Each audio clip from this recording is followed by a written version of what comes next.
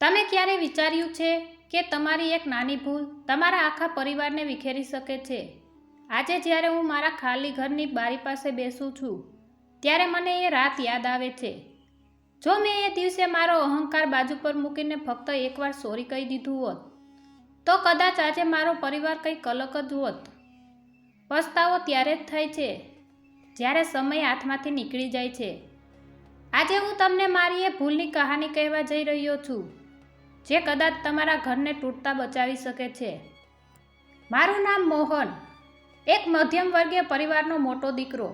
મારા પપ્પા હંમેશા કહેતા, બેટા, સંબંધો કાચ જેવા હોય છે. એકવાર તિરાડ પડે ને પછી ગમે તેટલા સાંધો પણ એ ડાઘ રહી જ જાય છે. પણ ત્યારે મને આ વાતો બહુ જૂની પુરાની લાગતી. મને લાગતું કે પપ્પા મને સમજતા નથી. એ દિવસની વાત છે જ્યારે મેં નવી નોકરી શરૂ કરી હતી. મારામાં એક અલગ જ પ્રકારનો આત્મવિશ્વાસ હતો જે ધીમે ધીમે અહંકારમાં બદલાઈ રહ્યો હતો. ઘરે નાની નાની વાતોમાં હું પપ્પા સાથે દલીલો કરવા લાગ્યો હતો. એક સાંજે જમતી વખતે પપ્પાએ મને સહજ રીતે પૂછ્યું, બેટા, આજે ઓફિસમાં કેવું રહ્યું? મેં અકળાઈને જવાબ આપ્યો, પપ્પા, તમે આ બધું નહીં સમજો. તમારી દુનિયા અલગ હતી અને મારી દુનિયા અલગ છે. પ્લીઝ મને શાંતિથી જમવા દો.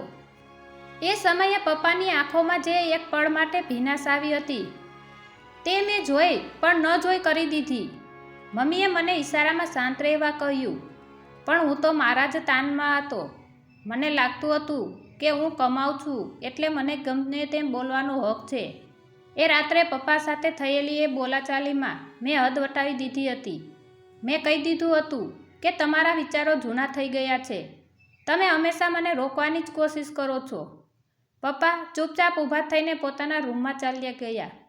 એ રાત્રે મને ઊંઘ ન આવી પણ મનમાં એમ હતું કે સવારે બધું ઠીક થઈ જશે. પણ કોને ખબર હતી કે એ સવાર ક્યારેય આવશે જ નહીં. રાત્રે અચાનક મમ્મીની રાડ સંભળાઈ. હું દોડતો પપ્પાના રૂમમાં ગયો. પપ્પા બેભાન હતા. હોસ્પિટલ પહોંચ્યા ત્યાં સુધીમાં તો બધું જ પૂરું થઈ ગયું હતું. ડૉક્ટરે કહ્યું કે તેમને સાયલેન્ટ એટેક આવ્યો હતો.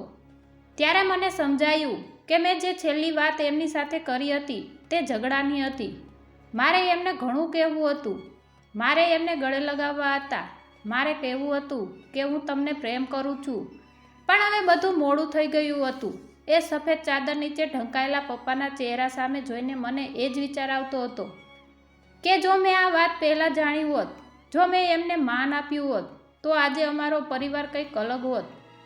પપ્પાના ગયા પછી ઘરના વાતાવરણમાં જાણે મૌન પથરાઈ ગયું હતું.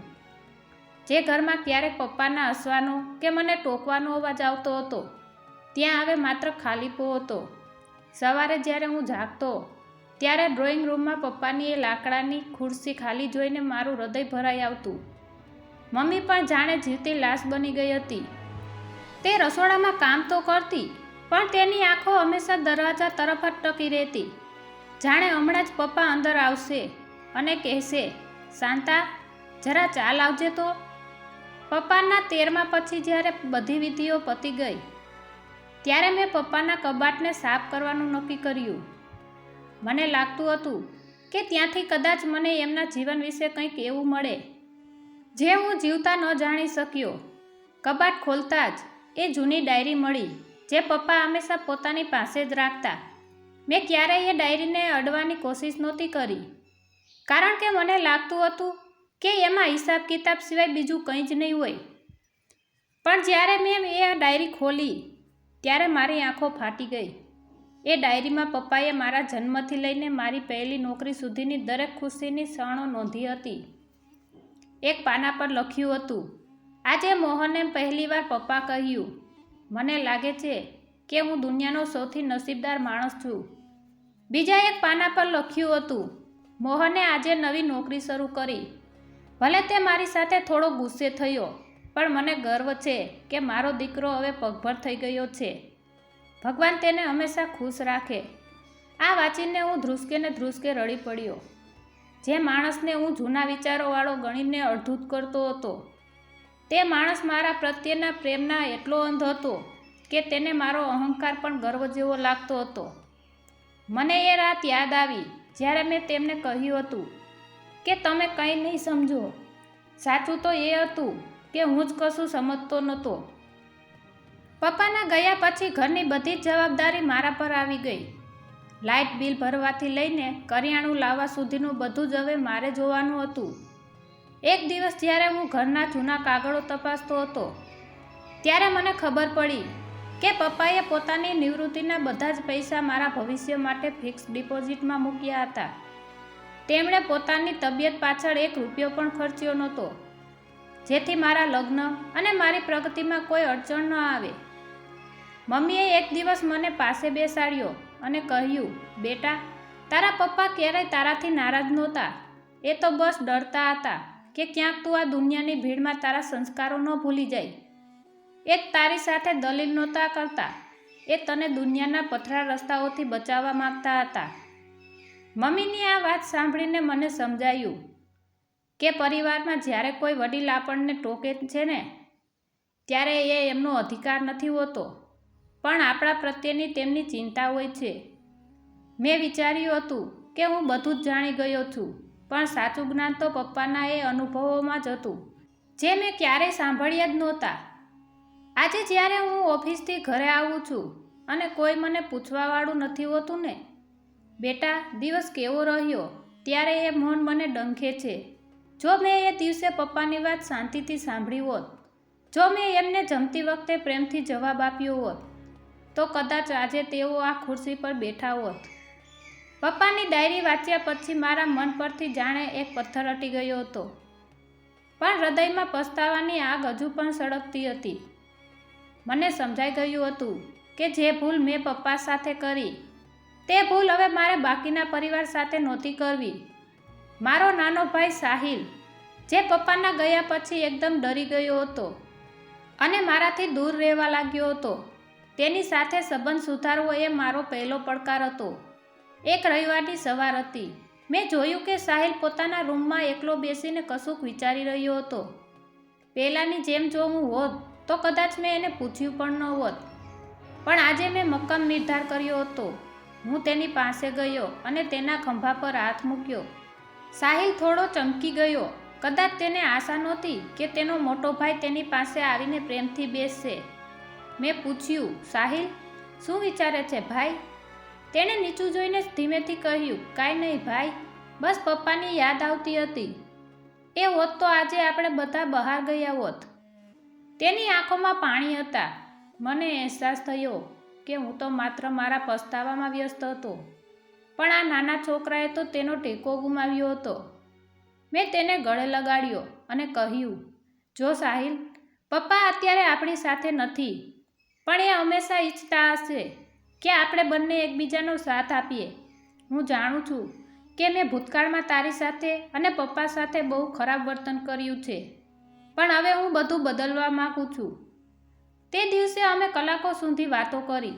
જે વાતો હું પહેલાં સમયનો બગાડ ગણતો હતો, તે વાતો આજે મને મારા ભાઈની નજીક લાવી રહી હતી. મેં નક્કી કર્યું કે હવેથી રોજ રાત્રે અમે બધા સાથે બેસીને જમીશું અને કોઈ પણ મોબાઈલનો ઉપયોગ નહીં કરે. મમ્મી રસોડામાંથી આ બધું જોઈ રહી હતી. તેની આંખોમાં પહેલીવાર હળવું સ્મિત દેખાયું. પપ્પાના ગયા પછી પહેલીવાર ઘરમાં એવું લાગ્યું કે જાણે ફરીથી જીવ આવ્યો હોય. પણ હજુ એક વાત મને ખટકતી હતી. પપ્પાનો એક ખાસ મિત્ર હતો, મનસુખ કાકા. પપ્પાના છેલ્લા દિવસોમાં મેં એમને પણ અપમાનિત કરીને ઘરની બહાર કાઢી મૂક્યા હતા, કારણ કે મને એમની સલાહ ગમતી નહોતી. મેં નક્કી કર્યું કે મારે મનસુખ કાકાની માફી માંગવી જ પડશે. હું એમના ઘરે ગયો. મને જોઈને પહેલાં તો એમણે દરવાજો બંધ કરવાની કોશિશ કરી, પણ મેં એમના પગ પકડી લીધા.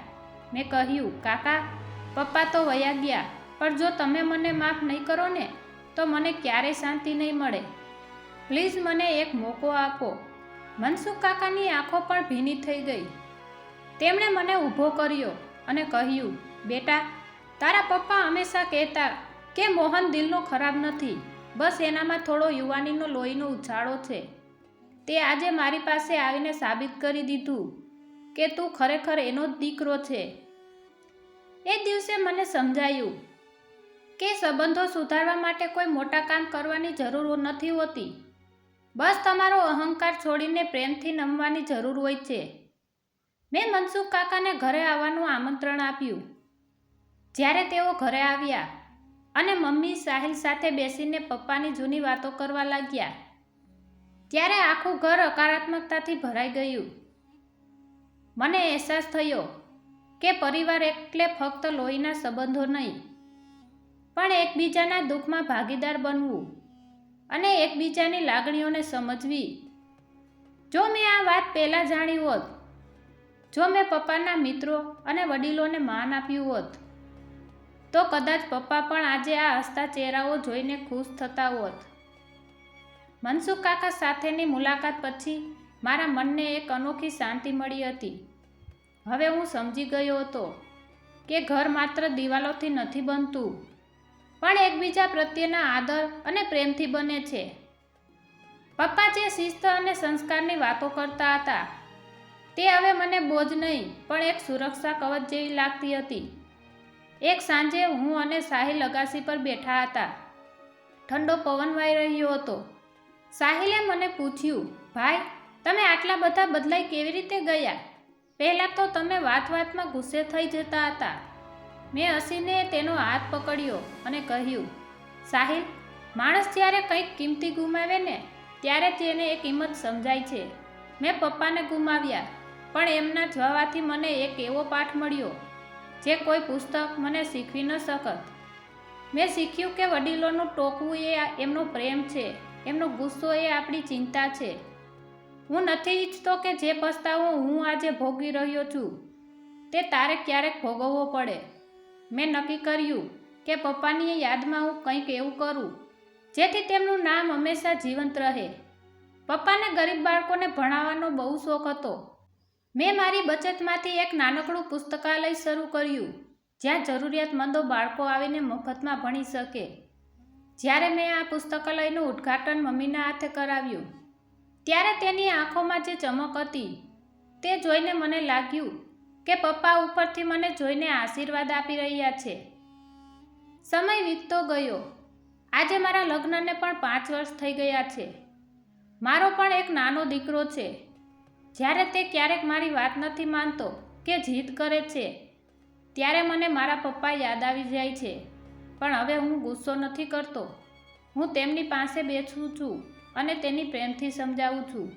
મેં મારા ઘરમાં એવું વાતાવરણ બનાવ્યું છે જ્યાં દરેકને પોતાની વાત કહેવાની આઝાદી છે, પણ મર્યાદાની અંદર રહીને. આજે જ્યારે હું પાછળ ફરીને જોઉં છું, ત્યારે એક જ વાત યાદ આવે છે. આ વાત જો મેં પહેલાં જાણી હોત તો આજે અમારો પરિવાર કંઈક અલગ હોત. પણ અફસોસ કરવા કરતાં જે સમય બાકી છે તેને સુધારવો જરૂરી છે. પપ્પા શારીરિક રીતે મારી સાથે નથી, પણ તેમના વિચારો અને તેમના સંસ્કારો આજે પણ મારા ઘરમાં જીવંત છે.